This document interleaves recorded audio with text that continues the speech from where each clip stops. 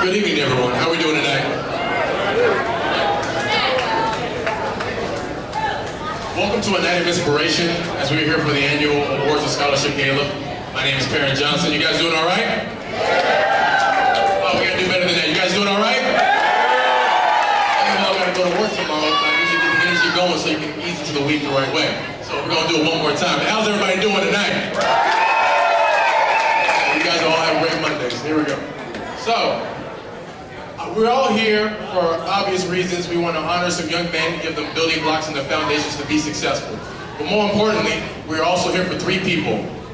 One, Daniel Ross. Two, Tony Williams. And the legendary, who just got honored to be the Kentucky High School Sports Hall of Fame, Mr. Redmond, right here, sir. Ladies and gentlemen. Thank you. Oh yes, well the light is killing me. That's why I didn't want to. That's why I was up forward. So yeah, it is hot up here. Let me tell you. So with that being said, ladies and gentlemen, we are here for Aspire Academy for the Awards and Scholarship Gala because we want to help young men achieve great things. Because we all want to give them the keys to the kingdom to be successful, and that all starts with a great foundation. And the foundation of that is built on here at Aspire by our man and his father, Jeremy Kipnis. Jeremy's around here somewhere. Let's give him a hand, ladies and gentlemen.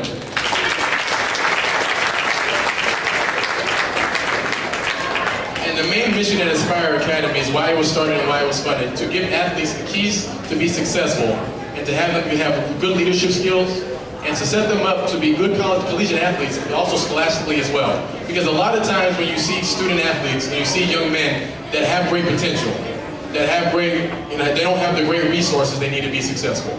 They don't have all the things that they need to do to be successful because schools can only do so much. And home situations are always different wherever you go. We all see that happen all the time. We always see men fall through the cracks. Kids that have great ability that never get a chance to be who they were capable of being because they didn't have the right people in their corner helping them lead them along the way. Yes or no? Yes. So that's why we are here tonight. And Aspire Academy is doing something that hasn't been done around here in quite some time. When you talk about prep schools, when you talk about academies, we even have our man in the house, Luke Hancock, who played at a prep school as well in the house tonight, ladies and gentlemen. A lot of times when you see prep schools, you think about high school. You think about postgraduate work, if you know about those things, which we'll get into. But Aspire Academy is doing something more different and trailblazing things on a whole nother level. They are starting between the 1st and 8th grade. We have a Junior Wizards program. We have a national program that competes at the high school level, so your typical traditional high school team. And we also have a postgraduate program. And the postgraduate program also sets these young men up to have college credit. So when you see guys graduate early all the time, you hear them talking about it on CBS, on ESPN. What they do is they are talking about those young men graduating early because they already have college credit. But the reason why the Junior Wizards program is more important and it's the greatest foundation ever on anything is when you watch young men play on TV.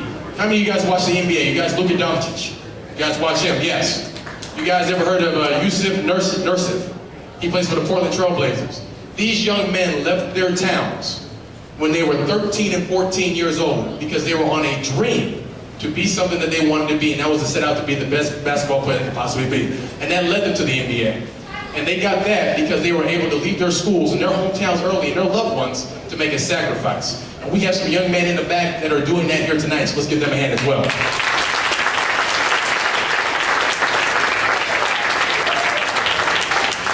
The high school program is just as great. It competes at a national level and it travels all across the country. Why is that important? That is important because if these young men are going to have the opportunity to play collegiate basketball, if they're going to do those things, they need to play against one, top competition. Two, secondly, get used to traveling because travel sucks. When you got to get up and you don't feel like practicing and you got tendinitis and you're a little sore, you're a little banged up, you got to do those things. Just like a lot of you get up and go to work every day. You don't feel like going to work. That's just a part of life. And it prepares them for life better and has success better as well. So the high school program is a great program. You can watch Western Kentucky play. Charles Bassey just came out of the high school program. He graduated early and went into school early and didn't play his whole senior year because he was college ready and academically ready because of what we've done at Aspire Academy. So let's give that a hand. The postgraduate program is a great program as well. It allows student athletes for the opportunity to not only get another look. Because let's be honest, it's impossible when you go to an AAU event and they have 88 courts, they have 60 courts for every coach to see HI. It is impossible. You can't tell me you can see every guy in that room. There's no way they can do it. Some guys need a second look. Some guys need more development with their body. Some guys are late bloomers. Same, if you don't believe me, look at Steph Curry. Nobody thought he'd be doing what he's doing, and he's a two-time MVP. So, I mean, Kawhi Leonard, another late bloomer. These things happen all the time. Sometimes guys need another look. But more importantly, it gives you college credit. College credit is essentially that you go into school, your freshman year is virtually already completed. And we have that situated with Spalding University, and that's a great partnership as well. Also, we have partnerships with Planet Fitness as well, and that allows these young men to work on their bodies. My high school coach, I didn't have Planet Fitness. I didn't have somebody working on my body. My high school coach worked at Sprint, and he sold phones. So if you young men in the back need to recognize what's in front of you and what you're getting great individual instruction on a day-to-day basis. So, and another thing, we're just happy to be here tonight. Glad the weather eased up and we didn't have any ice on the road. So I'm glad you all made it here safely as well. So let's give you all a hand as well. I'm not going to talk too much. I'm going to try to make this roll and try to make this short and sweet. But we're going to keep this going. But bring it to the stage right now while we honor everybody in this room as well as our three honorees. I want to bring to a man that's been a great mentor in my life. He used to work with my sister, but she moved away. But now she lives in Manhattan. But he is a great man, well accomplished, a McDonald's All-American in his own right. He was a great basketball player. He's a great businessman, and we looked up to him a lot around here. He's the president of Aspire Academy, Mr. Roger McClendon, ladies and gentlemen.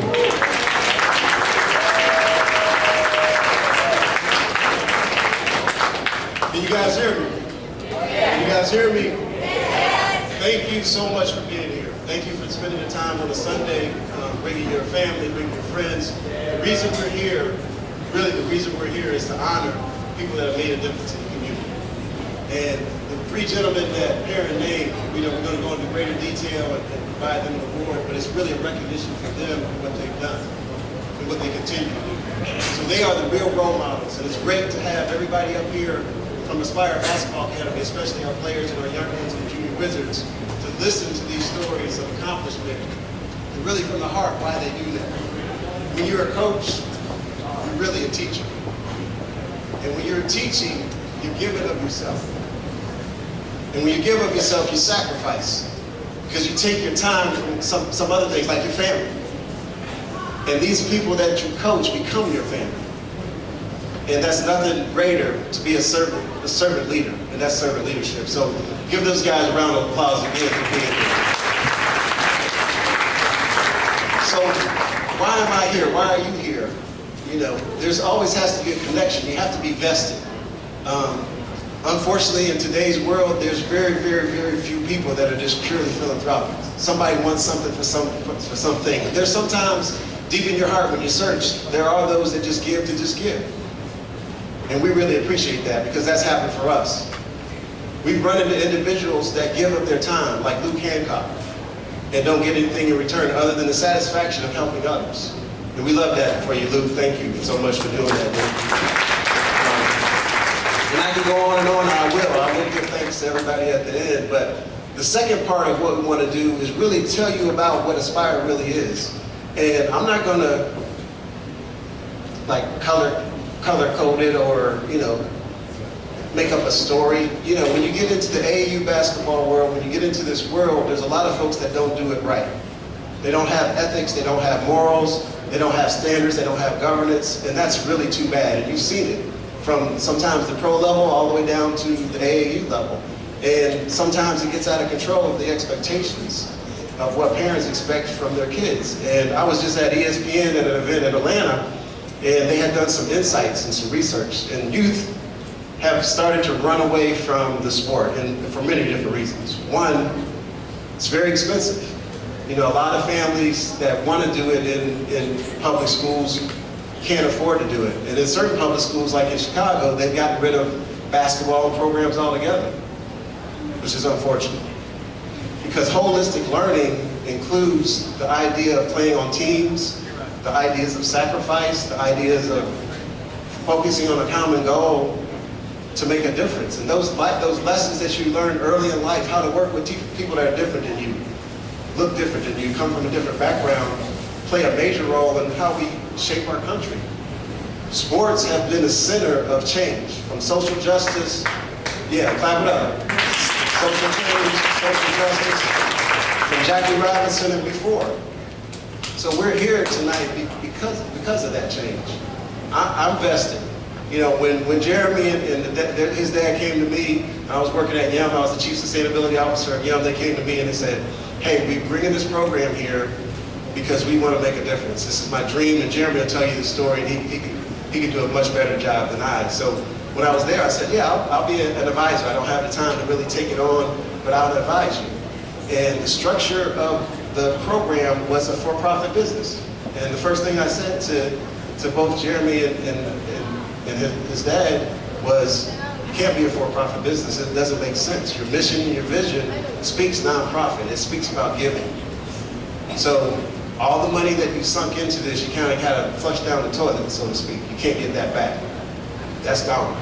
And if you really want me to be involved, we're going to have to start with the structure and put governance in place and make sure we have integrity, which they did, but we got to make sure that's up front.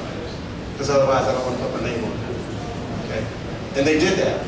They took the $750,000 plus for the year and a half they were in the program and said, that's gone.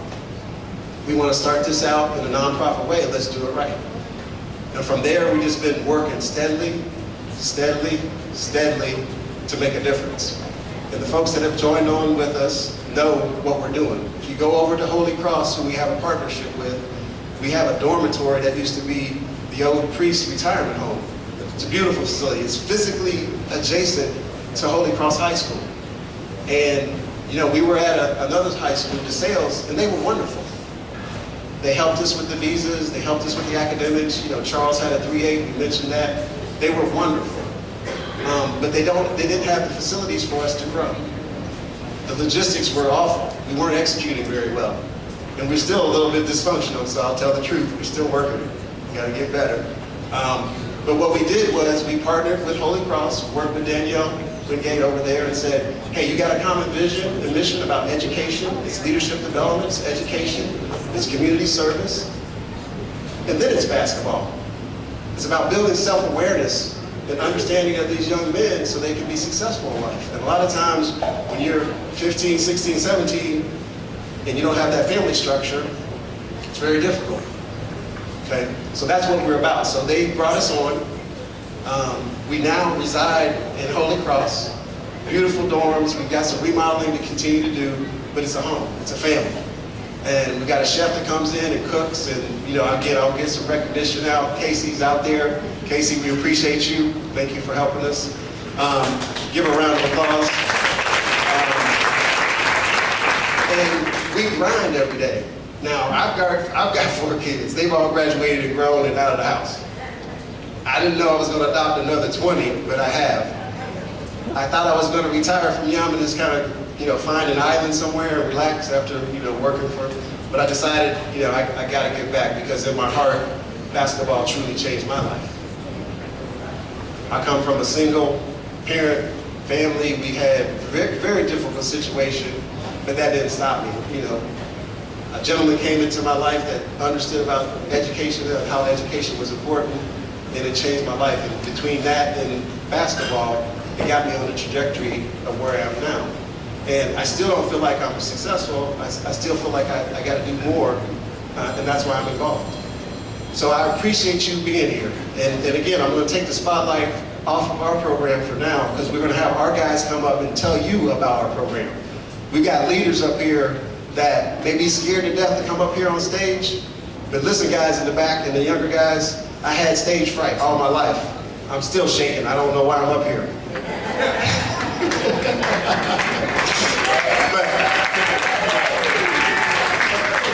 But when you define a leader steps up to challenges even when they don't know how to do it. A leader picks up the piece of paper on the floor even though they didn't leave it down there, right? A leader goes above and beyond and doesn't expect anything in return, and they take charge. They are proactive, okay? That's what we're trying to teach, right? Don't wait, be proactive. Go talk to your teachers. Go understand what your GPA is. Go understand what your requirements of the university are. Talk to your coach while you're not playing. Work harder. So all these things we're teaching in the life of basketball through Aspire Basketball Academy, okay? So we don't want to get it twisted. It's not really about basketball. It's really about leadership. And somebody will challenge me on that. It's both, but we're leading with leadership first, okay? So now I'm going to let Jeremy Kipnis come here and give you a lot more color about how Aspire came to be in Louisville. So Jeremy, can you come up, please? Introduce Jeremy.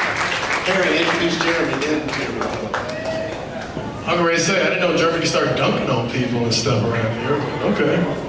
But ladies and gentlemen, Roger McClendon, let's give him a hand.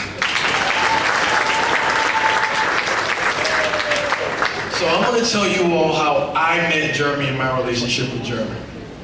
2011, I was playing in the Middle East. I was playing the guitar. I blew out my left knee, and I come back home.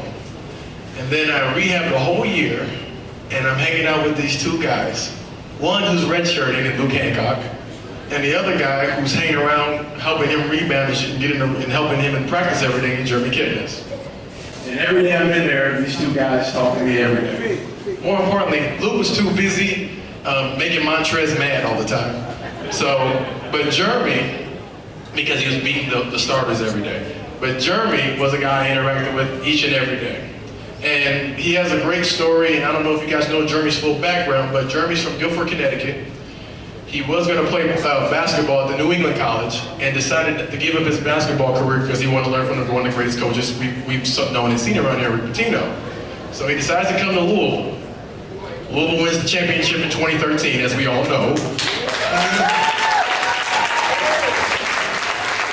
And then, Jeremy, after he graduates, decides to go to Senegal and live in Senegal with no electricity, no running water, because he decides he wants to teach the game that he loves.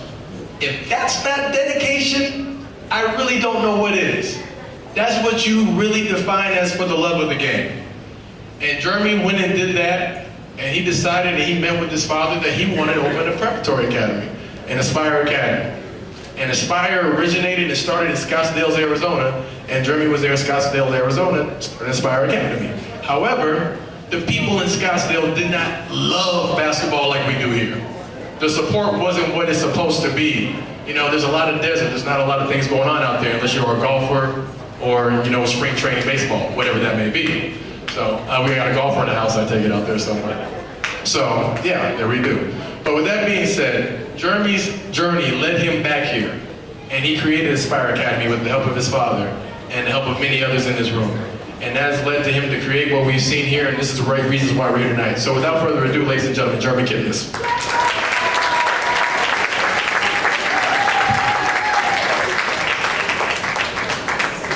How's everybody doing tonight?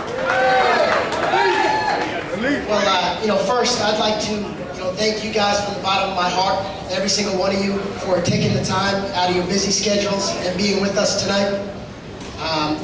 Also I'd like to thank and give my sincerest appreciation to our Director of Basketball Operations and head coach of our postgraduate team, Tim Barnett, and our event chair, Jamie Warfield. Without them, this event would not be possible. My story, it's long and I'm not gonna bore you, but I was growing up, my parents always instilled in me that, greatness is not this wonderful, esoteric, elusive feature that only the special among us, ever achieve. I believe that everybody has greatness inside of him or her. And, how Aspire came to be, was using that foundation that was instilled in me. And, really at the end of the day, we look at it, every individual, every child, might not have the same opportunities that others might have. And, after my time in Senegal, I came back to the United States, and, my big thing was I wanted to create something that the basketball component was there. But to supplement the basketball part, there was academic integrity. There was leadership development. There was community outreach. And so, the formation of Aspire was started. This would not be possible if it wasn't for a father who believed in me and, stood by me, supported me in more ways than I can even, begin to explain. And just a family and close friends who, saw what I was trying to create and believed that it was attainable. Aspire, our mission is to utilize the game of basketball as a vehicle to create change for opportunity for youth from throughout the world and around the country. We've had, in our 2 years, we've had coming on our 3rd year, we've had 16 different countries represented in our student body across 3 different continents, ranging from Senegal, West Africa, to Mali, to the Democratic Republic of Congo, the Bahamas, Australia, England, France. So really, we bring kids all over the world to Louisville, Kentucky. And while basketball is what brings them here, the bigger picture of it is that we're trying to instill in them and give them the building blocks and the foundation for them to be successful well after the basketball stops bouncing. And so, what's really important with what we're doing, there's this negative stigma with prep basketball, that they're merely basketball factories that aren't really concerned with the well-being and the overall development of all youth. And for us, we look at it as basketball is just a small piece. We want to make sure that when these kids leave our doors, they're as prepared as possible to make a positive influence and impact, in our ever-changing society. And, I'm going to introduce here in a couple of minutes, introduce some of our student athletes. And, what you'll see from our student athletes is they're much more than just basketball players. Their talents, their skills, it extends much further than just a basketball court. And, for me, if I can do my part in preparing them to be successful once they leave our doors at the collegiate level, both on and off the court, and then through with their professional life, and then I've done my job. In 2 graduating classes, we've had 16 student athletes who went on to matriculate to the collegiate level. 10 of those student athletes went on to play at the Division I level, and 14 of the 16 received full scholarships.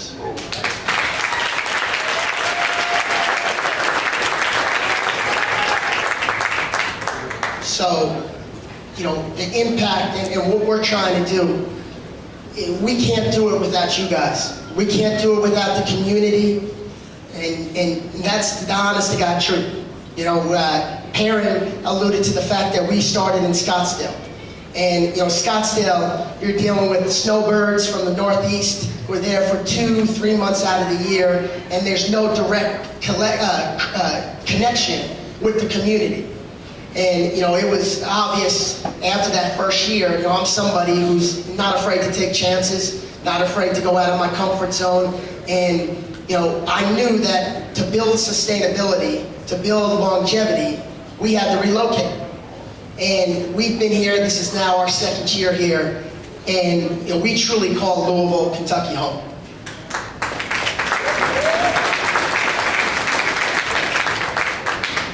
But in order for us to fulfill our mission, we need your support. Our student athletes need your support. We can't do this without you guys, and so for you coming here, supporting, I've seen a lot of you guys at a lot of our games, the Junior Wizard students, who are in attendance today, and some of the supporters that have been with us from the start. I sincerely express my deepest gratitude and appreciation for everything that you've done for us.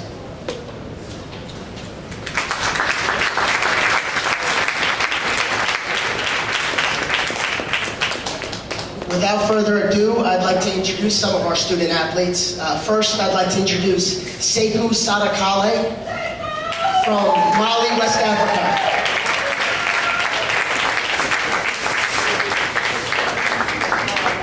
I first met Sekou, he was attending a school in St. Louis, Missouri, St. Louis Christian, and decided that he needed a change and a different atmosphere to develop in.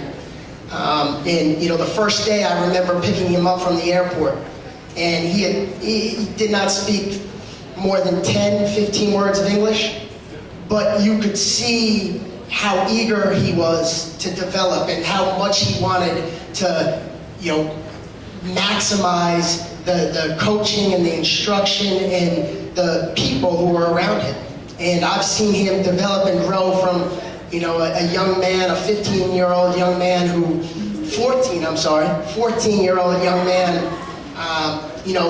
wasn't so sure why he was here in the United States, and beyond basketball, what his impact and his role was. And he's developed into a young man who, his teachers will be the first one to tell you he's doing above and beyond, not just on the basketball court, but in the classroom. And just one quick story that I'll share with you about Sekou. Last year, we were in a tournament down in Corinth, Mississippi, and we're eating our pregame meal. We had Subway right in the lobby, and I don't know if he even remembers this, but everybody's done eating, and everybody goes off to their rooms, and here's Sekou, and he's picking up all the little crumbs on the floor, and he goes up to the head, at the hotel, the front desk, and he asks for a vacuum. She's like, no, don't worry about it. That's our job. We'll take care of it.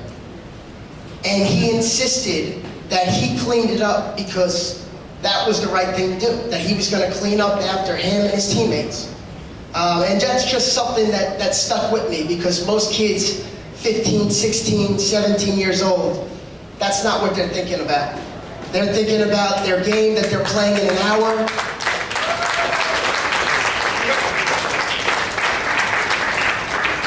So, I have a lot of respect for this young man, and I'm very blessed to, have him here on the stage speaking with you guys tonight.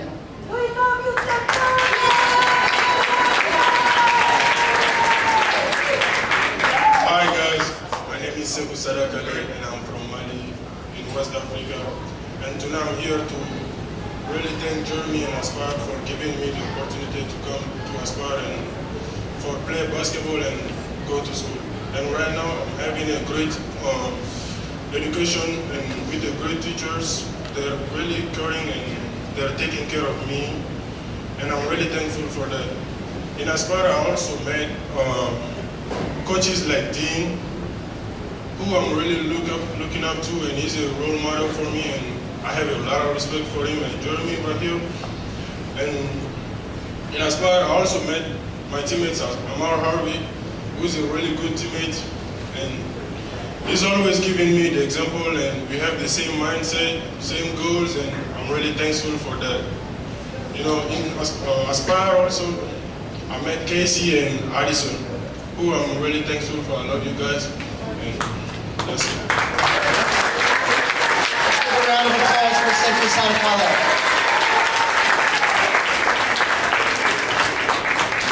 Next up, I'd like to welcome to the stage Andrew Reynolds from California.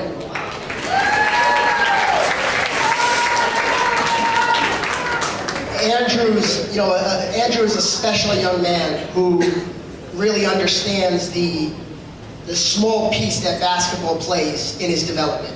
And he's really maximizing every single opportunity he has.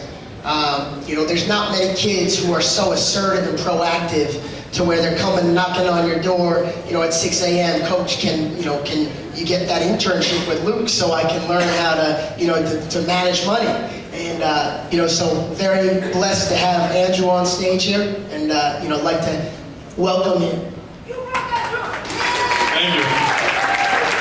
So yeah, like Coach Kip said, I'm from California, and I came to Aspire because Coach Kip shared the same values and goals that I did.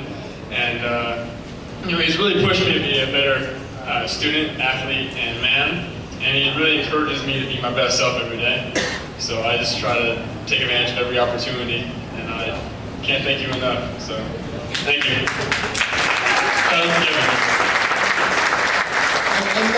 Now, before I bring up the next student athlete, the one thing I want to make sure you all know is, this is a lot more than just myself.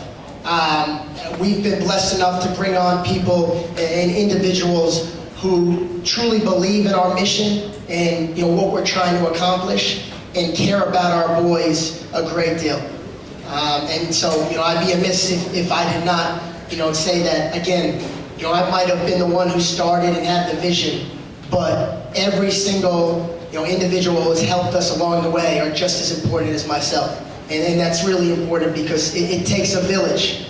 Being with these kids, teaching them everything they need to be taught, and being with them on a daily basis. It's a staff that truly cares about our young men. Next up, I'd like to bring to the stage Ahmad Harvey from the Bahamas.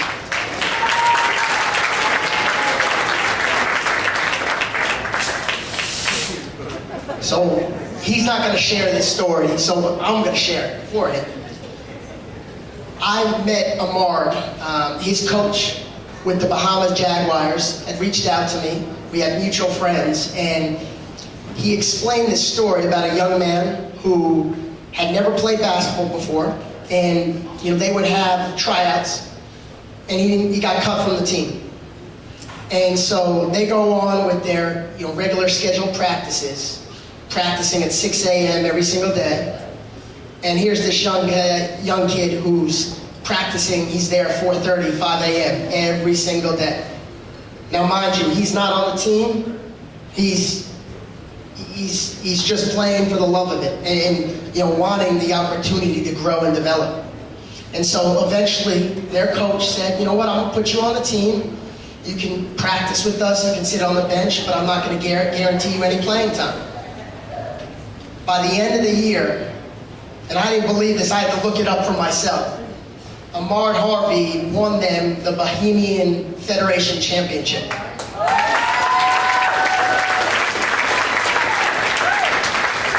So without further ado, Ahmad Harvey. How y'all doing? I learned about Aspire last year. I played against them. I noticed that it was an elite program with high-level players. And since I've been here, I learned how to manage my own time, be accountable for my own mistakes, and I've been surrounded by great and wonderful people like Miss Casey, Miss Michelle, Coach Kip, Coach Remy, Coach Dean. Thank you all, y'all. I love y'all. I love y'all to death. And whilst I'm here, I just want to continue to grow as a young man and become a better person in life. And that's about it. Thank you.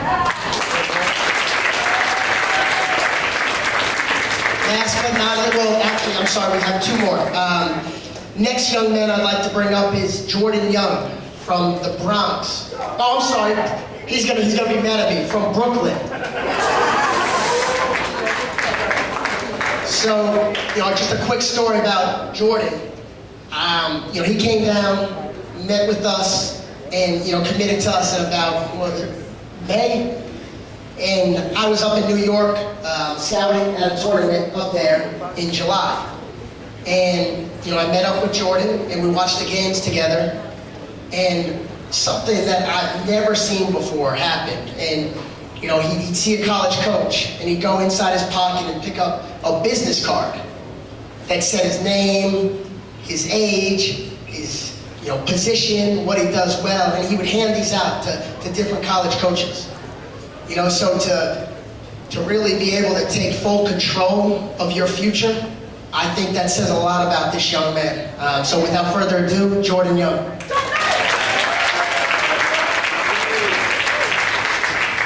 Hello, my name is Jordan Young. I'm from Brooklyn, New York. I would like to say that I'm blessed to be given the opportunity to come to a great program like Aspire. When I came for a visit in May, after a 12-hour drive last year, all the way from Brooklyn with my dad, Coach Tim and Coach Kip welcomed me with open arms. And I knew after I left that day, Aspire was a place for me to continue my basketball career. Aspire has provided me a platform to play in front of a lot of college coaches and have given me the opportunity to hopefully play Division I basketball next year, wherever that place may be. Aspire has also given me the opportunity to meet a lot of different people from all over the world and create friendships that will last a lifetime. With that being said, I'm looking forward to continuing my development as a student, an athlete, and most importantly, a young man at Aspire. I'd like to thank all the coaches in helping me develop as a person and as a basketball player.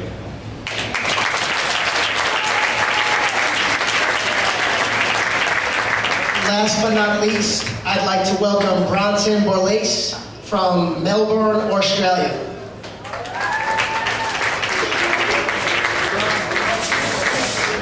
Now, I don't know about you, but when I was 14 years old, I needed to be right with my parents. I wasn't ready to go out into the real world by myself.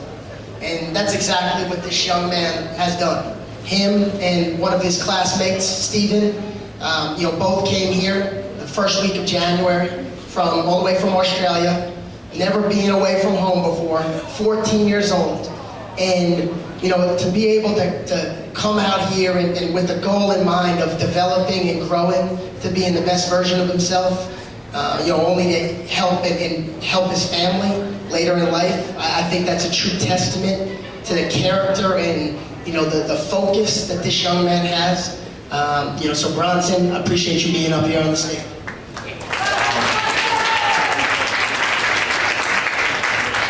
Hello everybody. My name is called Bronson.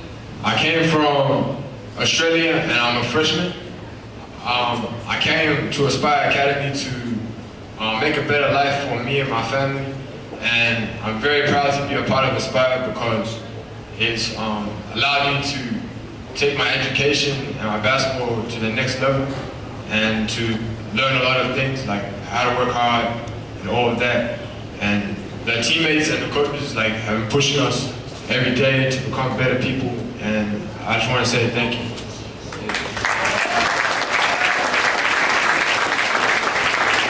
So, I thank you for your time. Thank you for being here. The preparation of turning Aspire student athletes to preparing them for the real world, the one beyond basketball, is at the forefront of everything we do. So thank you again, and Perrin will now take part in the next steps.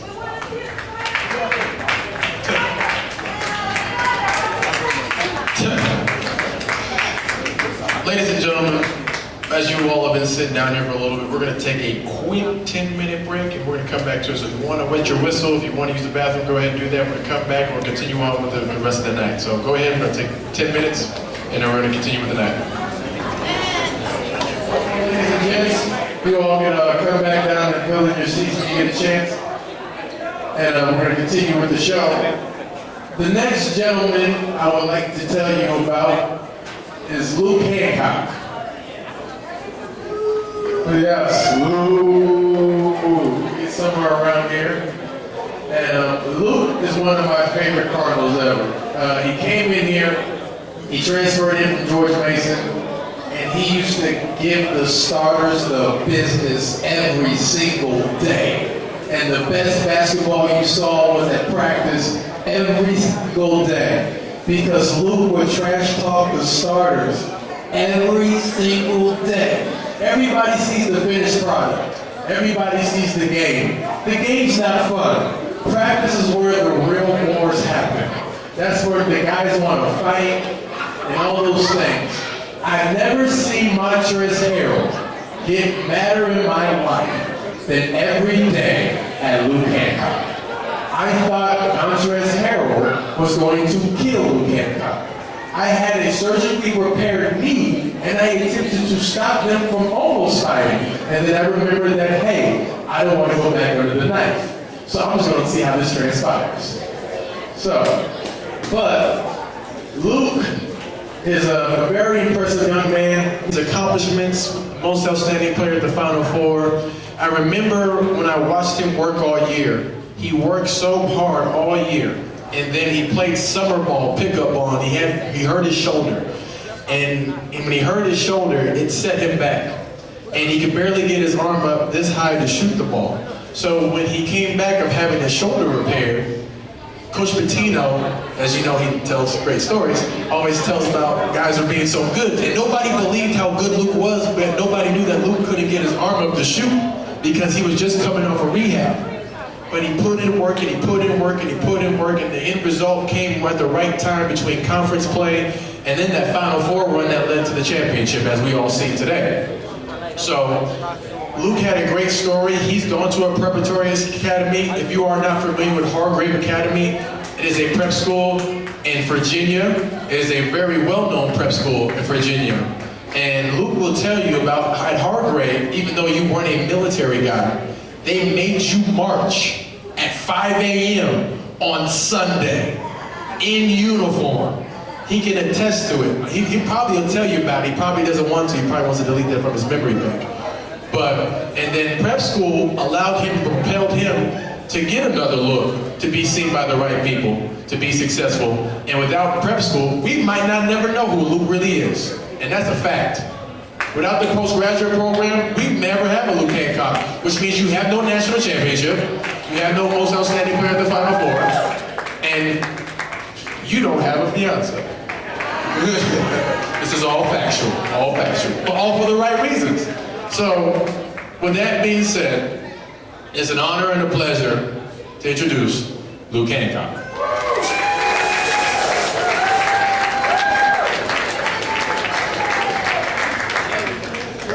Thank you very much.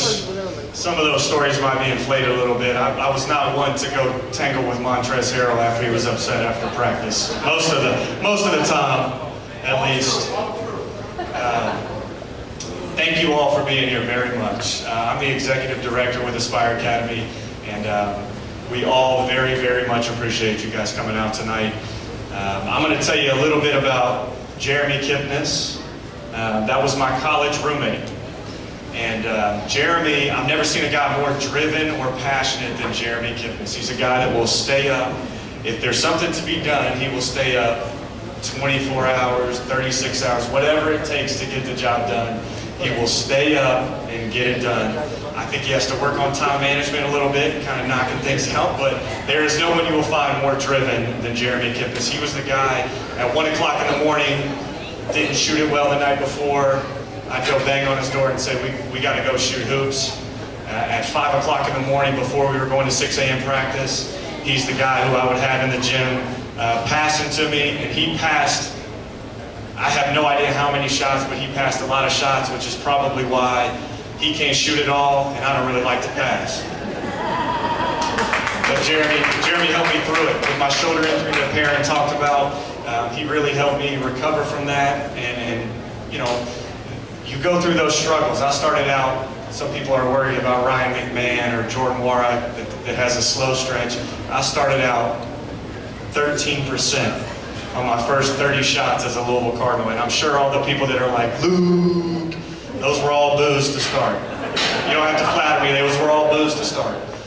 My story is a little bit different than most of the guys that play at the University of Louisville, or like Roger McClendon did, play at a school like the University of Cincinnati. He is such a modest guy. I can't believe he didn't come up here and brag on himself at all. Roger McClendon was a McDonald's All-American. He was player of the decade at Cincinnati. Got an engineering degree from Cincinnati, absolutely. That is clap-worthy, absolutely. Decided to take a step back from basketball. When I tell you take a step back, stopped watching basketball for a very long time to dive into his professional career. Ended up becoming the chief sustainability officer with Young Brands. Had an unbelievable career as an executive, is still going as an executive. But I will tell you, I love Jeremy Kipnis. I've been there through the highs and lows of Aspire Academy. The greatest thing, and I still don't know how he did it, the greatest thing Jeremy Kipnis ever did was get Roger McClendon on board with this. The greatest thing he ever did. So I can't thank you guys enough, and I could go through all the guys that help support the program. I'm not going to name individuals because there's a million of you out there, from Casey to Dean to everybody. It's very much appreciated. I'm going to talk to you a little bit about what prep school basketball did for me. So, like I said, I don't have the prototypical Roger McClendon storyline where I was a McDonald's All-American and he actually did this. He interviewed coaches versus coaches interviewing him. He went to coaches and said, are you gonna let me miss practice so that I can go to my biology lab? Or I can go to my night class? He took questions to all of the coaches that were recruiting him. There were a lot of coaches recruiting Roger McClendon. He took questions to all of them and went through and said, what's most important to you? Am I going to be able to do this? This is what's important to me. And I've always really respected that decision from Roger because he put his destiny in his own hands with that experience. For me, I had 0 Division I offers out of high school. Not many Louisville guys will tell you that. I had no Division I offers. I needed prep school as a way to get me to the next level. I relate most of all the guys that came up here, and there were a lot of incredible athletes. Andrew, I relate most to. I had an idea of what I wanted. I was fully qualified.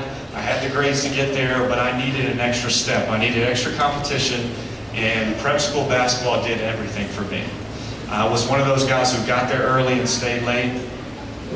Prep school basketball took me from 0 Division I offers to about 50 when I finished my, 8 months at Hargrave Military Academy. So the 2 reasons I got involved with Aspire Academy, number 1, Jeremy Kipnis, and number 2, I saw what prep school basketball did for me, and for a lot of guys I played with. Are there any Louisville fans? Okay. You might not remember any of these names, but a guy like Russ Smith. Russ Smith went to Archbishop Malloy. A guy like Donovan Mitchell. Donovan Mitchell went to Brewster Academy. A guy like Gorgie Zhang. Gorgie signed for 4 years, $64 million, and he was at Huntington Prep. I'll brag on Hargrave Military Academy a little bit. Montrezl Harrell, I think people probably know who Montrezl Harrell is. What about Terry Rozier for the Boston Celtics? They all went to the same prep school I did, Hargrave Military Academy. And I just got to see whether it was somebody needing a little help with their grades. And Jeremy Kipnis can tell you a million stories about guys who just didn't have the structure or the resources to get them there academically.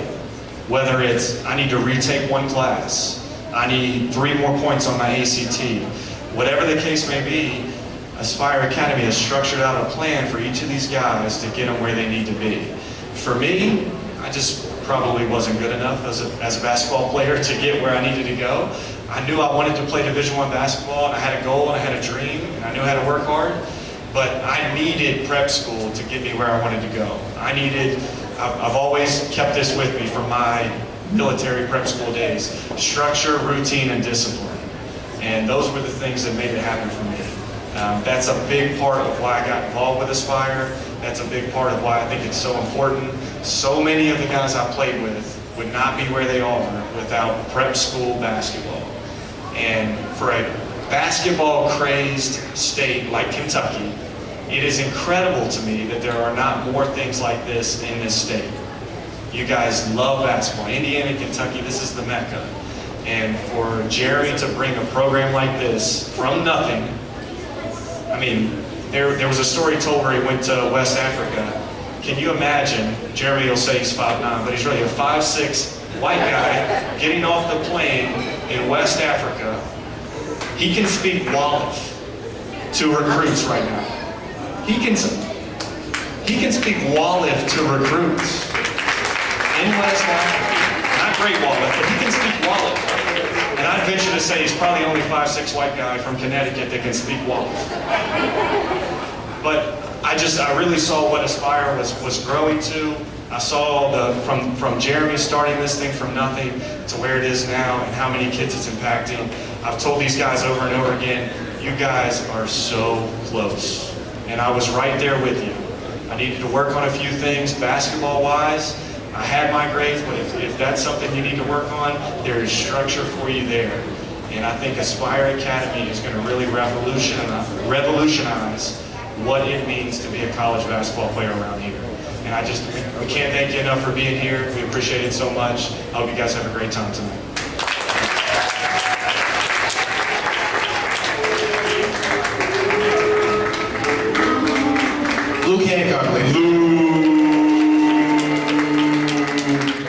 have a ghost mic somewhere with Tim Barnett circulating somewhere.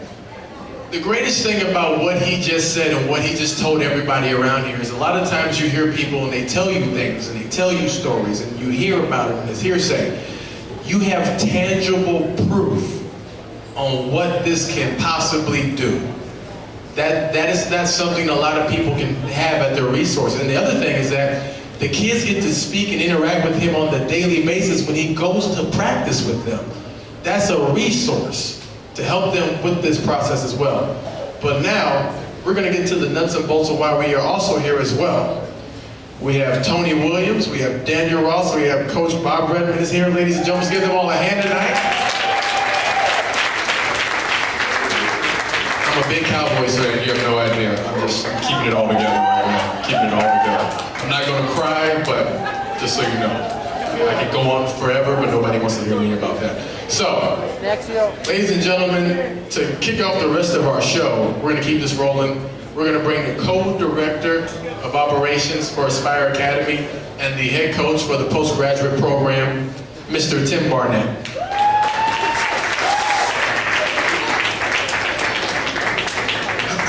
Thank you, Perrin. Oh man, that's cool. I got the smoke. I like that. Can y'all do the smoke again? Yeah, I like that. I like the smoke. First of all, I want to thank you all for coming out.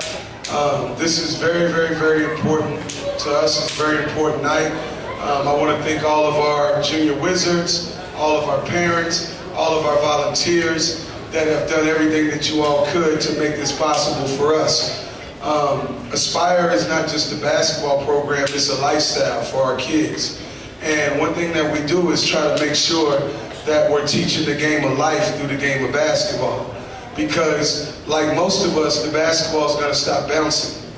So our goal is to make sure that they're prepared or they have a mindset to what am I going to do when the basketball stops bouncing. So again, I appreciate you all being here. And I'm just excited about the opportunities that we have here at Aspire.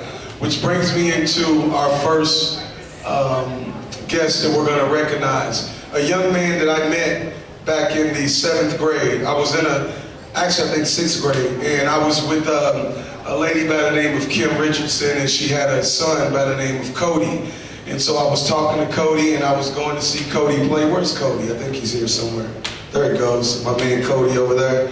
And so I was like, okay, let me come and see him play and see what he got. So I went to watch him play, and then I seen this other dude that was like, wow, you know? So I'm watching them, and then I found out that them two were best friends.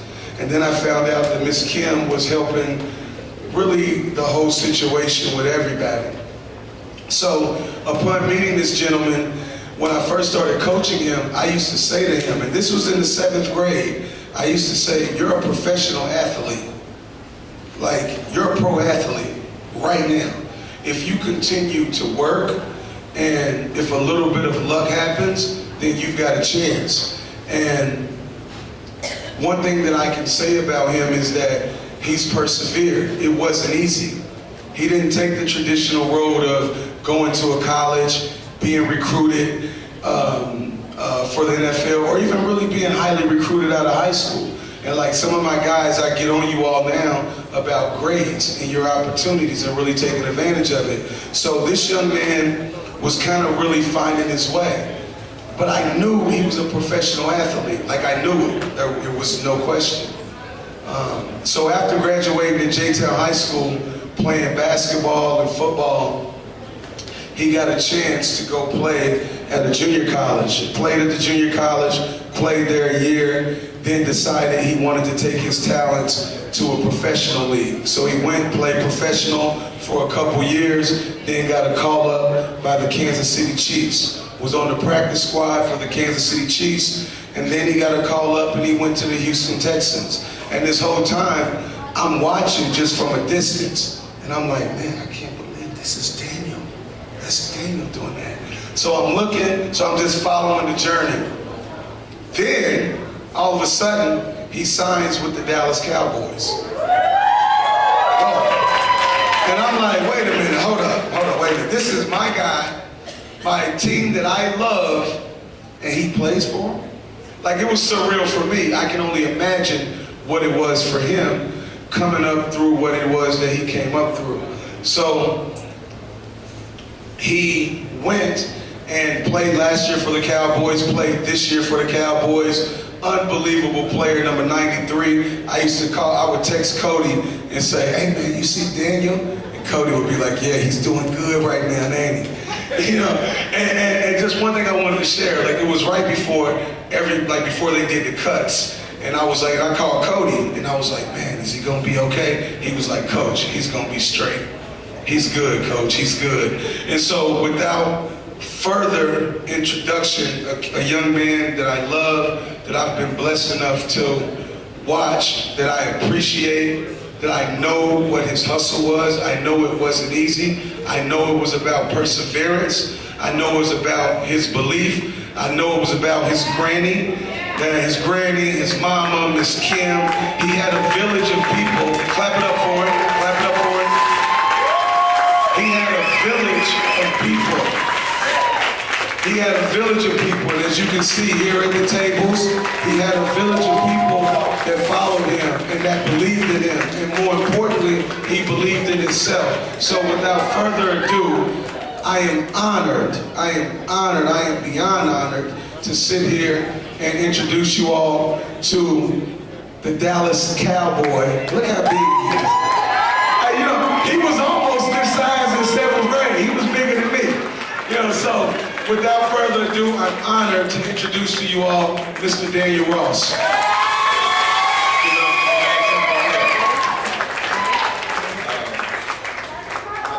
just want to thank you guys for coming out, and I just want to thank you guys for having me out here. I'm honored to be a part of this fundraiser tonight. I just want to tell you guys that it doesn't matter where you come from, what circumstances you are put in, if you just have hard work, dedication, and consistency, you can definitely fulfill your dreams. You can conquer any obstacle that anybody throws your way. Because trust me, my road was not easy. It was not easy. In high school, trust me, I used to play basketball. You know, that's where my first love was. For anybody that didn't know, I was number 2 in the state. You know, 4 guard and center, all 4 years.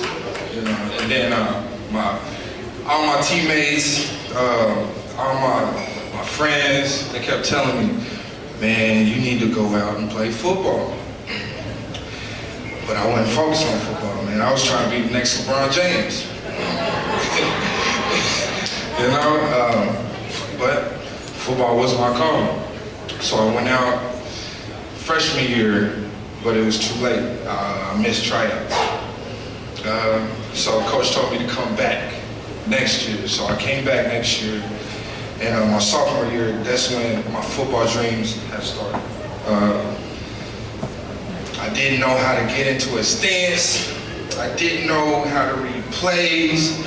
I didn't know the concept of what they wanted me to do.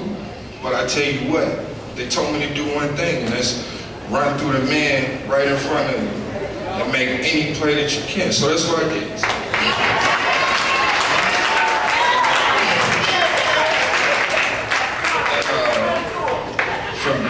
From then, I played my first game. This is when I really fell in love with football. My first actual football game. It was just crazy. It was a feeling that I'll never forget. I was on the kickoff team. So I was on the kickoff team, right? And I'm running full speed. Back then, I could run a 4.4 flat. Period. That's back then. Right now, I can run a 4.8. Anybody want to put money down, I'll race you right now. Anybody. I see a couple hands, don't worry. Let me take this shoot off. But I ran down the field as fast as I can. And you know, it just came over me. You know, back in the day, me and my friends, we used to play pitchback tackle, smear the queer, all that. So it just came back to me. I seen the person with the ball. Seen the person with it. He got the ball. Seen him running full speed to him. Bam! Falls down. That feeling was just amazing to me. How long was he down for though? He was down for about 30 minutes. It was a delayed game. And from that moment on, football was my call. And I never looked back. So from high school, I went to Northeast Mississippi. And I played 2 semesters there. And in those semesters, I built myself up to be this amazing prospect. I could have went anywhere. I had offers and looks from all over this United States, but my grades weren't there. So you guys that are struggling in class, my grades weren't there. So you guys that are struggling in class, really take advantage of every teacher, every tutor that you have, because they are there to help you. They're not there to look down on you or anything. They're there to help you. I didn't take advantage of that. So I had to take another route. So I finished my 2 years at Northeast. And then I took my talents up to the Canadian Football League. And there, that's when I was 20 years old. I signed my first contract when I signed my first contract when I was 19, professional. That's when I became a professional football player. When I was 19 years old, in a whole nother country. I had to leave my mom, my friends, my kids. It was hard. But at the end of the day, I had a job to do, which is feed my family. Feed me. So I had to make that sacrifice. Time spent with them, missed. You know, is. I'm not about to get off this. We're going to talk about that another day, you know. But other than that, that time in Canada, it grew me up. Point blank period. I had to go through things. I had to endure things. I had to pull myself up out of a hole that I dug for myself. And you know, I met somebody there, my wife. She's my wife now. And she has been a big part of my life.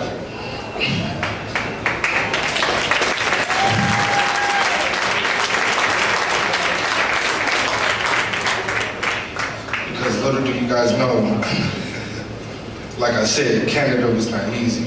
I struggled there. I was on the practice roster, and I was making $750 a week. Practice roster in the NFL, $7,500 a week. Big difference, big difference. But I was seeing not even half of that, you know, because I was trying to send money home to make sure that my son was okay, and see, to make sure that he was fed at any.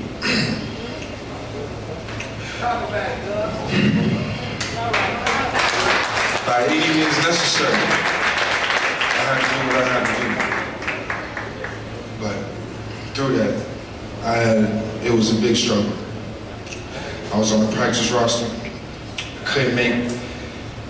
The best thing was about playing in the CFL was they paid for your living if you was on the practice roster. So, you know, I was lucky, you know, they paid for my housing, they didn't pay for my food. I had to go venture off to go find that, you know. And then I went up there in 2014. Throughout that whole year, I was on that practice roster of the Edmonton Eskimos. At the end of the year, 2014, I got cut.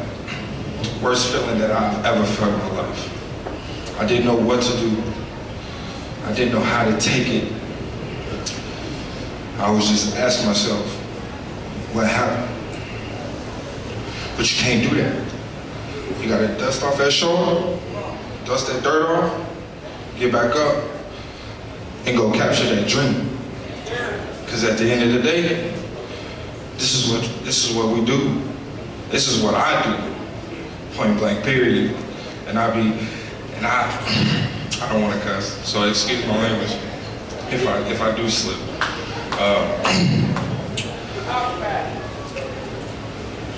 I would never let another man define who I am, period. And that's just who I am, which means if you aren't up in front of me, I'm gonna give you everything and anything that you didn't want. Everything bad that you're thinking in your mind, I'm gonna bring to the table, period. I'm trying to make you rethink your life decisions when you're on that field with me. And I took that mindset from the Edmonton Eskimos. I got cut. I sat out that whole year, not playing the football, not taking a snack, not reading the playbook, nothing. I was working at Champs. I was trying to find jobs like landscaping. I was even trying to be an electrician, and I don't even know nothing about that. But anything that was gonna put money in my pocket and keep me afloat, I was gonna do it. So, okay, year passed. I got a call from Saskatchewan Roughriders, still in CFL. And that was basically the worst time in my adult life. I was struggling. I wasn't playing. I wasn't even on the team, but they had me there living. And it was basically called the Chicken Squad. And I was there. What I had to do was wait until after practice to go one-on-one with their top O-lineman and shoulder pads, and I ain't have nothing. So what I did, I gave them that work. I gave them that work. I gave them everything that they didn't want. That's it. They looked at me. They kept overlooking me every single day. I took 16 snaps to 20 snaps, one-on-ones, every single day, illegally in Canada.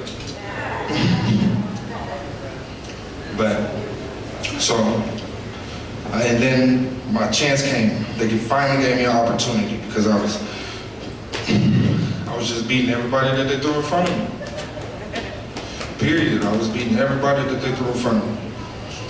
And then they gave me my opportunity.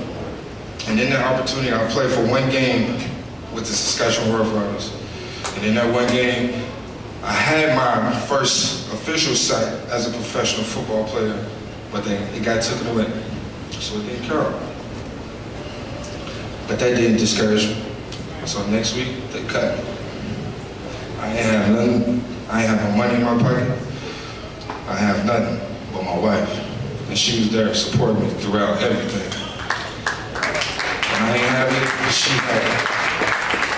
When she didn't have it, I made sure that I was gonna find a way to go get it. So I sat out that whole year, 2015 as well, and 16. And then 2017 came back to the Edmonton Eskimos. Played, well, I didn't play. Actually, I played in this preseason game, and then they cut me right after the first preseason game. Here goes another one. There's another cut. Man, what am I gonna do now? I'm looking around, I'm looking to the sky. I'm dropping down on my knees, praying. What am I supposed to do? Get up, dust that shoulder off, dust that dirt off. I got a dream to go catch.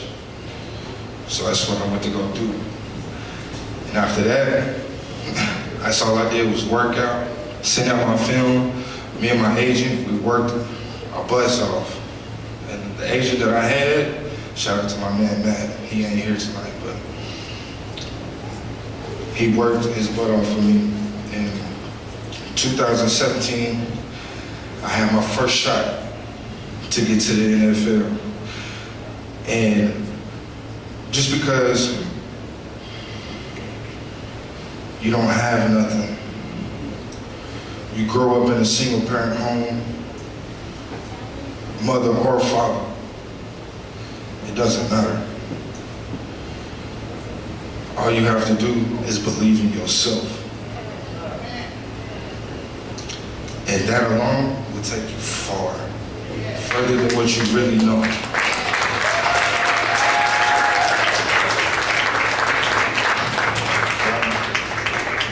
I'm trying to wrap it up. I don't want to waste y'all's time. But like I said, my road was not easy. It was a long one. It was a curvy one. It was a steep one. It was a rocky one. I ran into potholes so many times, I can't count them on my fingers on my toes. But one thing that I never did was give up on myself. Because I didn't care if you didn't believe in me. I didn't care if the critics didn't believe in me. I was gonna prove you wrong. And that's what I love to do. I love to prove people wrong. And my wife can tell you that, hands down. I argue it down, argue up and down, that I'm right. But sometimes I ain't right. It gets me in trouble.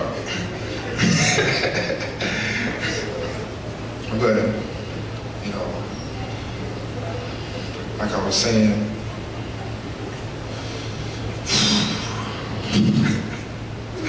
boy.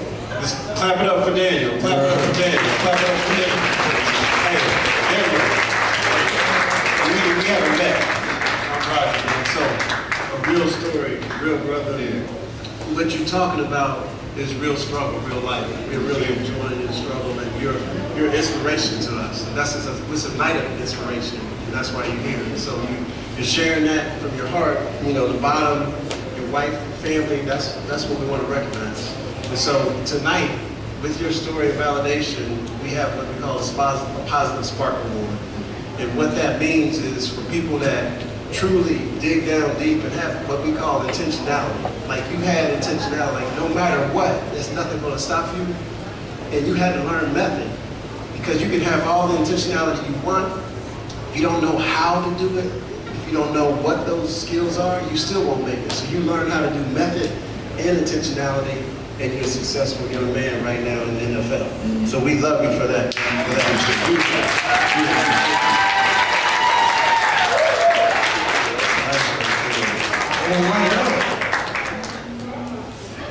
Daniel Ross, Positive Spark Award number 80.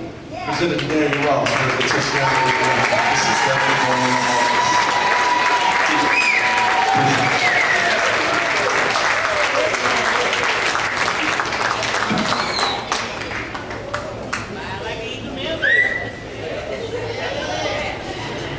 Daniel Ross, ladies and gentlemen.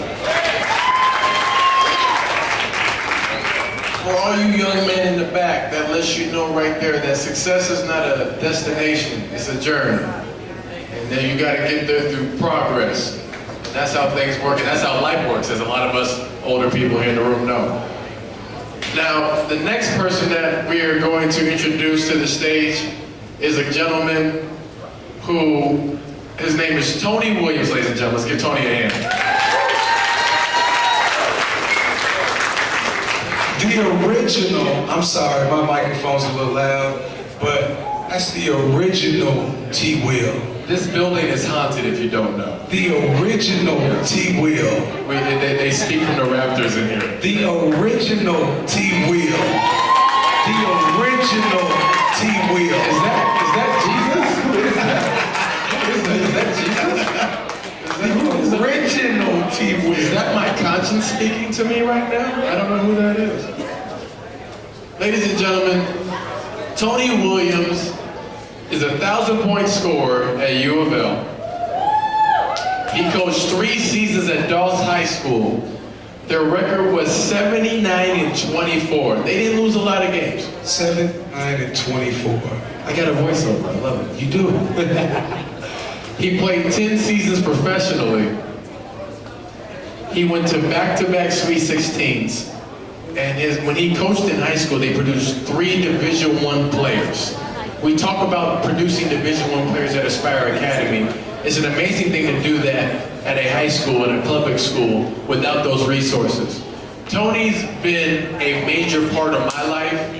When I was at U of L, Tony came back from playing professionally overseas. He took me under his wing. I didn't have a car on campus. He drove me around, he took me places.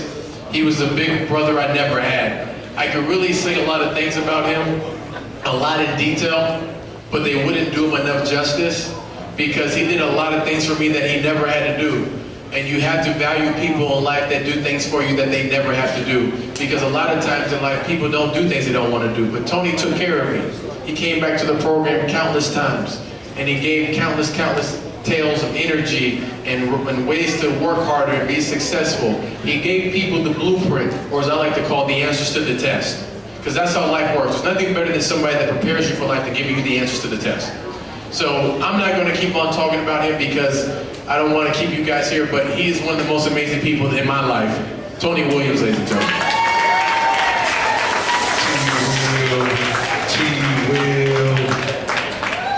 T-Will. Thank you, Perrin. That was an amazing introduction, and I appreciate that. I'm here for a few different reasons tonight. First of all, without God, I don't believe I'll be anything. So I gotta give praise to God. Second of all, I have an amazing support system. My wife, Tiffany, who is Canadian, by the way, Daniel, from Toronto. My son, Simba, and my daughter, Skylar. I wouldn't be here without them. I wouldn't be able to do what I do without them. Another reason why I'm here is because I love the youth. I love giving back to the youth. I remember those days running around Market Street, trying to get all the way down to Shawnee Park, trying to get to the Derrydale, then trying to get to people's neighborhoods that would let me in the backyard to play basketball and just to share a sandwich or something that would keep me going so I wouldn't have to go home. Because once I go home, they say, you come in, you're in. I know some of us a little bit more old school remember that. That's another reason why I'm here, because I love giving back. I love the youth. And then another reason why I'm here is because I love all things Louisville. So if it's in Louisville, if it's named Louisville, if it's the University of Louisville, if it's the people that make up and don't get recognized, but put together to build what we have here in Louisville, that's what I love. So that's why I'm here. I see a lot of familiar faces in the crowd, many people who I've shared experiences with, and I thank you all for being a part of my life, because again, it takes a village, and Aspire Academy, and Jeremy Kipnis, and his father Michael, and all the people who are putting in, whether they're getting paid, whether they're not getting paid, but they see these young men and they see the chance and the opportunity to pitch in so that you can sleep better at night and say that, hey, I've done something to help and I don't need anything in return. And I'm one of those people, and to be honest with you, when I saw Jeremy, I know Jeremy also when he was a player, when he was a manager for the university, I would come back as a player and I would go in that gym, and he'd be there. And he'd be with those guys like Luke and Montrez and Gorgie. And he would be one of those guys that would always run up with a smiling face, offering help. So when I saw him leave to go out of the country, I followed him. I followed him on Instagram. I followed him on any platform that I could. I also had a way to text him, which obviously being that far away made it very difficult. But I saw the journey that he went on, and being a person that went overseas to places like Turkey, where it's normal, the soldiers are carrying AK-47s in broad daylight or at the airport or at checkpoints when you're going through the city, or places like Beirut, Lebanon, to where, political bombing of a route that maybe soldiers go is normal. When I saw that Jeremy went to Africa to fulfill his dream, I thought, what a brave and extraordinary man. First of all, I don't believe that Jeremy had to leave to pursue his dream, but he felt that he did, and he did it. And I thought that was great. Then I watched them while they were in Arizona, and things were going well. He seemed to be doing well. But when he told me, and when I found out that Aspire was coming to Louisville, I started scrambling because I knew in my mind that I wasn't going to be coaching high school basketball here, at least for Jefferson County Public Schools. But I also knew that there was an opportunity to pitch in. Didn't necessarily need to get paid, and I still don't. And I don't have a role right now with Aspire Academy, but I feel like I do. And I feel like anytime, they make me feel like anytime that I can add something to what they have to offer, or to give my 2 cents to their players, their youngsters that they have, the door is always open. So that means a lot to me as well. So I don't want to take up a lot of time. I had to adjust my chair because if you can see, Daniel Ross's chair is right there, and I'm lined up with him right there in my seat. So I had to adjust my seat to make sure I'm not lined up with Daniel, because I don't want to be one of those people that he thinks is somebody to go get, right? 'Cause that brother was dead serious up here. And much respect to you and your family, Daniel. That was an amazing, amazing feeling. I could feel it more than I could hear it, more than I could see it. It's real. So the things that he's been through are just a testament to the man he is. And it's not a coincidence that he's playing with the Cowboys, because obviously that's a tough bunch right there, and he fits right in. So congrats to Daniel on that. And Mr. Redmond, it's really an honor to be amongst you being honored. I am, I feel like I have a long way to go, to be honest.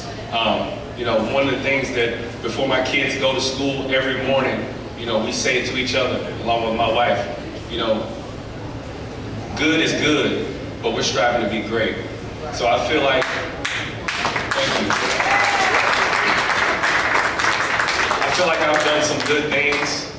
I feel like I'm a good father. I feel like I'm a good friend to some of my friends.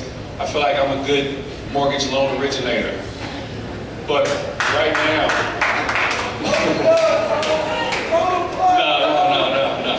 no. But what I want to say is, I'm still striving for greatness. I feel like I closed the chapter in basketball where I played all my life. And when I turned 40 years old, I feel like I was given a new opportunity to start over and to use my brain. But the one thing, like parents said, is never will leave me is the giving back part. Is to find someone that without an opportunity, without someone seeing that greatness within them, without someone taking a meal and saying, here man, here young lady, grow from this, refresh your brain, strengthen yourself. Without that, we may have a lot that slip through the cracks. And there will be Daniel Rosses that won't be recognized. There will be young men and women like some of the gentlemen that came up here, the young man, the 14-year-old young man from Australia. I commend you, young man. My son is 10 years old. And I looked at my wife when he said he was 14 years old, and I looked at my son. And that is truly remarkable for you to take that opportunity. So I just want to take just 1 second and say to all the Aspire Academy attendees, the youth, the junior wizards, this isn't a coincidence. It's not a coincidence that you all are here tonight. It's not a coincidence that you made it to Louisville, Kentucky. There's a reason, and you all have greatness within you, and you have to keep pushing. You have to keep turning over rocks. You have to keep digging. You got to get the jackhammer out. You got to keep picking at the wall until you find it. And once you find it, that's not enough. You got to keep on pushing. And then when you feel real good about yourself, you got to go find someone else that isn't there yet, and you got to give something back to them. And that's how you fulfill yourself. So when you all make it to where you, Kurt, I'm talking to you. You're great. Continue being great. because this city needs you to go be great and come back and find another Kurt Lewis that may not have had the opportunity and give back to them. It's necessary. So I'm just going to end on that note and say thank you, Jeremy. Thank you, Aspire. Thank you, Roger. Thank you, Tim. Thank you, Parent. Thank you, Lou. So much you gave to our city. So much you still are here in Louisville giving to our city. Thank you, Lupe, for welcoming my family and I. And I'm just blessed and honored to be here. Very thankful. And that's what I have to say.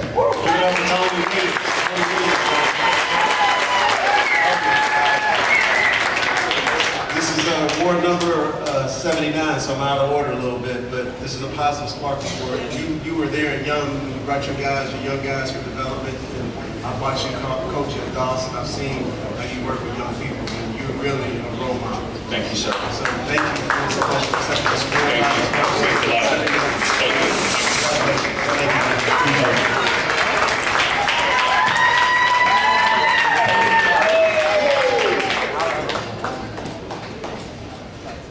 Tony Williams, ladies and gentlemen.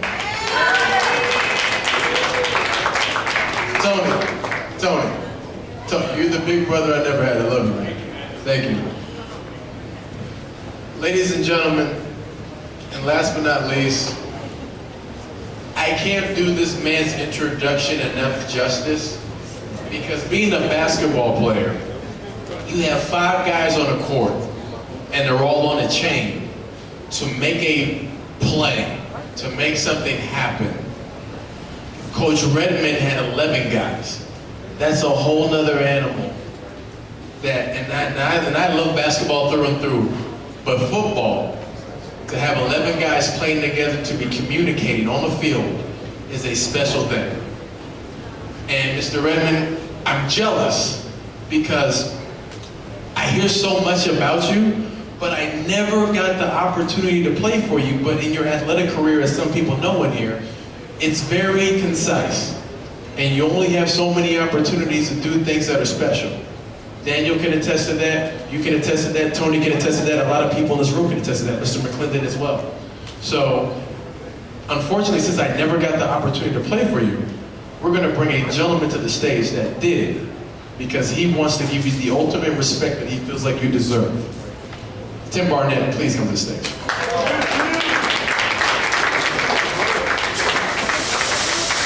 Hey, you all, I appreciate you all staying with us. I know it's late. But first, like my players, can my players come on stage? All of my players come on stage. Every player that's with Aspire Basketball Academy, every player that's a member of the Junior Wizards, you all come on stage for a second. Where's Joseph at? Joseph and King have been on me for the last 45 minutes to get on stage. Joseph and King. This is King right here. He's a 2nd grader. This is Joseph. He's a 3rd grader. Where's everybody? Oh, Joseph wants to smoke. Where's Slide? Where's the smoking? There it goes, Joseph. There it goes. Come on, guys. Come on up.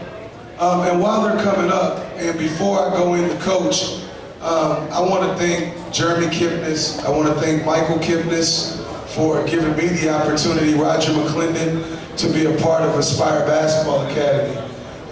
It's an unbelievable opportunity, an unbelievable experience. As you can see, all my guys behind me. Come on, guys. Come on, guys. Where's everybody at? All my guys. I love these guys. We've all become family. I want to thank Casey and Addison. They're in here somewhere. There they go over there. They do a lot for us, from cooking to driving to working our kids out. They do a little bit of everything. I want to thank Jamie Warfield, our co-chair. She helps us a lot. She does a little bit of everything. I want to thank all of our parents that kind of put up with me, because sometimes I get off the chain. But I want to thank all of you all for believing in us and believing in our program. And can you all give all of our players a hand, please? This is truly what it's about, is taking the older generation and help to teach the younger generation. And it's something that I learned from Bob Redmond. I learned from Coach Redmond about life. What I learned from Coach Redmond was it wasn't about how, listen to me guys please. What I learned from Coach Redmond was it wasn't about the guys. Joseph, relax. Okay, relax. Q, relax. That's my third graders, they're off the chain. They're good too. But Coach Redmond taught me about the game of life. Coach Redmond taught me that the athletic part and what I could do on the field meant nothing if I didn't take care of business away from the field. Like none of that meant nothing, and I remember it vividly. I was one of the top players in the state. This is football. It had nothing to do with basketball. My first love is football. If Coach would have stayed there, I would be standing here as a football player. So when Coach had another opportunity, I didn't even want to play football no more because that's the impact that he had on me. He wasn't a coach, he was a father to me. And what I knew is when I coach, I want to coach like Coach Redmond. I want to coach where I knew he would be in me. If I screwed up, it didn't matter how good I was, it didn't matter how many interceptions I had the year before, it didn't matter. It truly didn't matter. You wouldn't play. You wouldn't play. And I mimic anything that I do to this day after Coach Redmond. And I want to give a shout out to his wife, Miss Pam. Can you all give it up for Miss Pam? Because she's been the rock behind all of this. Because I remember with Coach after games, we would go to the portable after games and Coach would allow us to come in and we would watch film after the game. It wasn't just a basketball coach, he was a father to me. And he was a mentor for me. And he was someone that told me when I did right or when I did wrong. I'm gonna give you this story real quick before I bring Coach up. We were going to play against Fern Creek. And at the time, I had, I think, about 13, 14 interceptions. And it was, I was great breaking state record, and I was kind of feeling myself a little bit. And so I decided on that third day, I wasn't going to go to practice. I remember it vividly. I wasn't going to go to practice. I'm cool. Coach is going to play me anyway because I'm Tim Barnett, number 2. So I hung out at the bookstore after practice, ran to catch my bus. Got on it, went home, chilled, came back the next day, ready to play against Fern Creek, and Coach destroyed me. He let me completely have it. You're not on the team. I don't want you around here. That's not what we stand for. And if I'm gonna bring you back, I'm gonna do a vote with the team. Now, obviously, you know that vote was gonna mean I didn't get voted back on the team. And Coach was gonna have to make that final decision. But I remember standing there and starting the game, watching my teammates, watching my brothers go to war. And because I didn't do what I was supposed to do, I failed my teammates. I failed them. And Coach, after a vote, gave me an opportunity to play in the second half, had me a couple picks. We went on, finished 10-2, one of the best seasons ever at Wagner High School. And I can't commend Coach enough. Coach has won 3 state championships. He's just recently been inducted to the Kentucky High School Hall of Fame, and he's bigger and he's more than a coach. So when I get on your young people, it's not about that I'm mad at them or I don't like them. It's about I want to teach them the game of life, and I want to teach them like Coach Redmond taught me. And to this day, I played Division I basketball. I've traveled the world. I've had 1 million coaches. Not one single coach has remotely come close to him. Because I knew if it was 3 in the morning and I was screwed up or it was whatever, I could pick up the phone, call their 456 number that hasn't changed in 30 years. I could call it and Coach was going to answer or Miss Pam was going to answer and get the phone to Coach.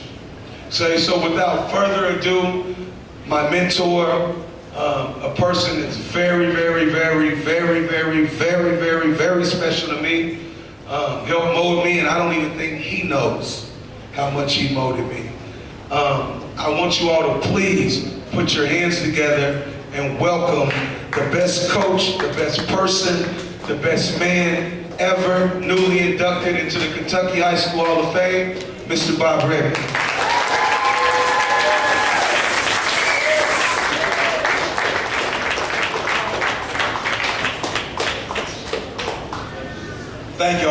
Coach, I know it's late. I promise you I'll be brief, but I'll be honest with you. The first time that smoke went off, I was looking for the side door. Now, I'm 70 years old. I know I'm fat. I can't get to the back very fast. I wanted to get out the side. I'll relax a little bit now. Like Tony a while ago, I want to thank the good Lord for putting me in a spot where I could deal with over 3,000 kids in a 35-year career. I got to be the luckiest guy in the world.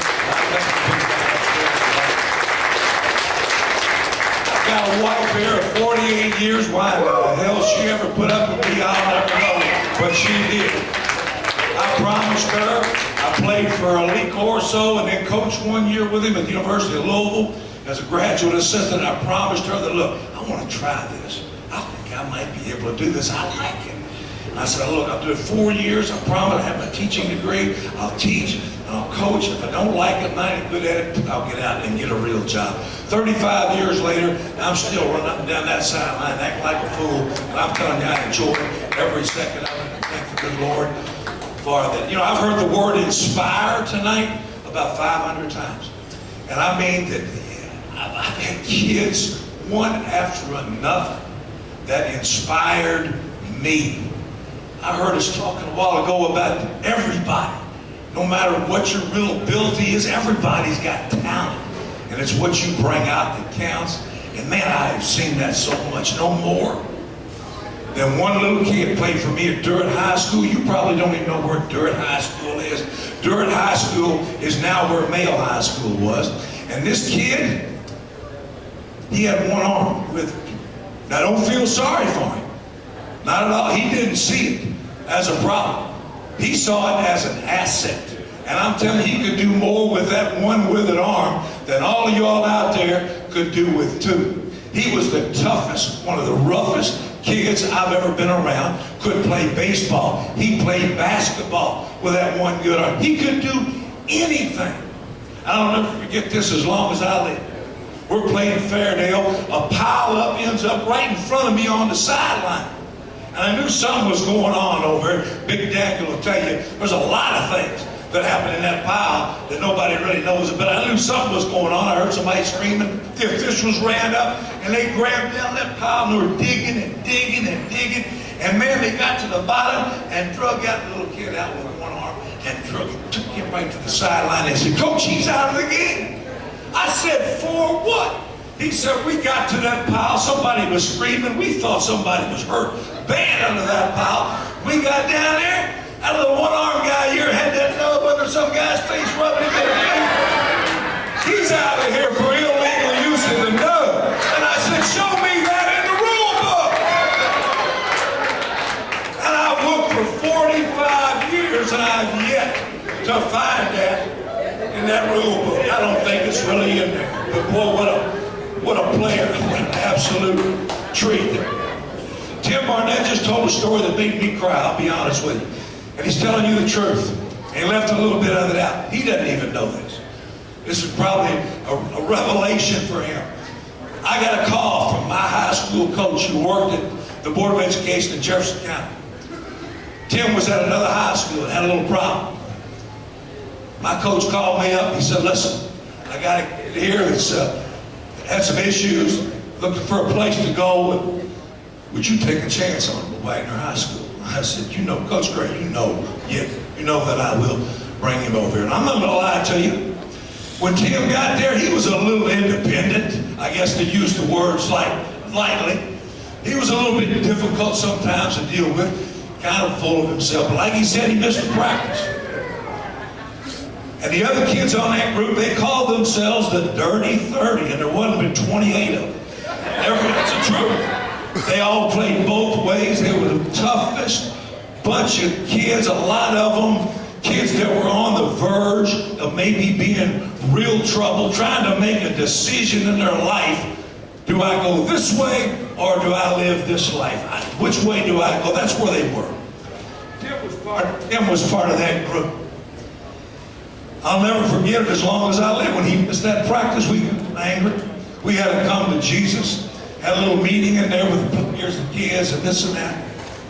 And be honest with you, we left him in that locker room. And we didn't know if Tim was going to come out, go home, call the police, call his, I didn't know what he was going to do. And I'll be honest with you, at that time, I didn't care. Deep down, I did. About mid-first quarter, I looked down to the fence, the entranceway to Wagner's Field, and here came Tim Barnett. Walking out there, had kind of had that funny look on his face, had his helmet about halfway buckled up, his shirt out, just walked up. And I went straight to him as fast as I could, ran out of the coach's box. And I got right in his face. I said, now listen, are you in or are you out? And he looked at me and he said, Coach, I'm in. Was he ever? He turned his life around that day, went on to lead Wagner High School to the best season, I guess, that we ever had there. Set a state record, 14 interceptions.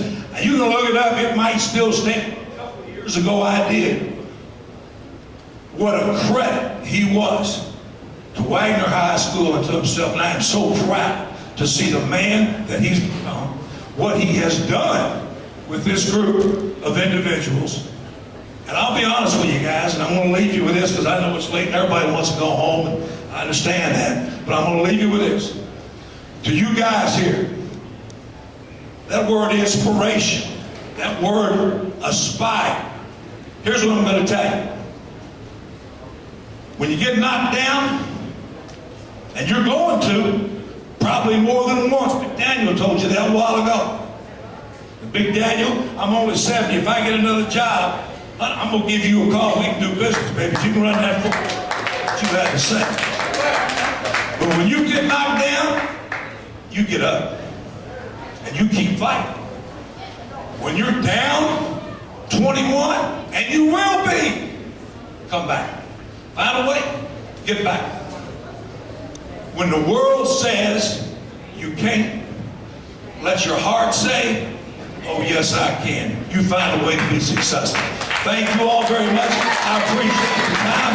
I appreciate this nice work.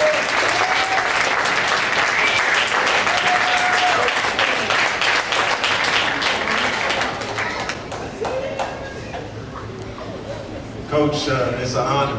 You know, everything's been said. You know, so on behalf of the whole Aspire program and Tim and everybody that loves you for why they love you, here's a Positive Spark Award. You are a positive spark for all of us. Thank you. I really appreciate it. Thank you for having me. Hey, we're going to close it out. We appreciate Before Coach closes out, real quick, we're going to get you all out of here. I can't close you all out without recognizing a couple people real quick. My big brother is right here in the front row. Can y'all give my big brother a round of applause, please? My big brother, I always follow my brothers. I got another one as well. And I always follow my big brother. My big brother was the stuff in basketball. He was a phenomenal athlete. He was an artist. He was like Dad. And when I was young, I was like mad at him because he was like Dad. You know, he would always be in me. But when I left and I went to college, I'll never forget, he got his first car. It was like a white Skylark or something, a Regal or something. And I used to come home and Big Bro would give me the keys. I was like, oh, okay, cool. So anything and everything that I did, I always followed my big brother because my big brother was the stuff. And he used to beat me up upstairs at times, and we had holes in the wall. But all he did was prepare me for life. And I want to tell my big brother, my sister-in-law, Alicia here, I love y'all. I appreciate you all coming. One more time for